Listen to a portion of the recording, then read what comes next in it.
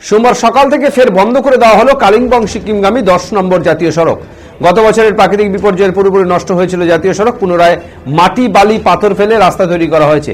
এই রাস্তাতেই এবার পিচের প্রলেপ দেওয়া হবে।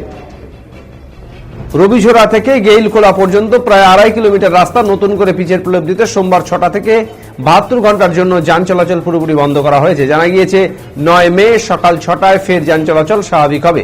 বিষয়টি জানিয়েছেন কালিম্পংয়ের জেলাশাসক বালাসুব্রমণিয়াম টি। এই পাহাড়ি পথ বন্ধ হওয়ার জেরে কালিম্পং এবং সিকিমের সঙ্গে শিলিগুড়ির সড়ক যোগাযোগ ব্যবস্থা কার্যত বন্ধ হয়ে গেল। তবে ঘুরপথে চিত্রে কালিম্পং, আলগারা, লাভা, গরুবাতান হয়ে কিছু যানবাহন চলাচলের অনুমতি দেওয়া হয়েছে। যান চলাচল নিয়ন্ত্রণের জন্য সেবক, তিস্তা বাজার চিত্রে সর্বত্রই পুলিশের চেকপোস্ট বসানো হয়েছে। সেবকের দিক থেকে যে সমস্ত যানবাহন কালিম্পংয়ের দিকে যাচ্ছে সেগুলিকে করোনেশন সেতু হয়ে ডুয়ার্সের দিকে ঘুরিয়ে দেওয়া হচ্ছে। পর্যটনে ভরা মরশুমে এভাবে ফের কালিম্পং এবং সিকিমের রাস্তা বন্ধ হওয়ায় ভোগান্তির শিকার হতে হচ্ছে পর্যটকদেরও।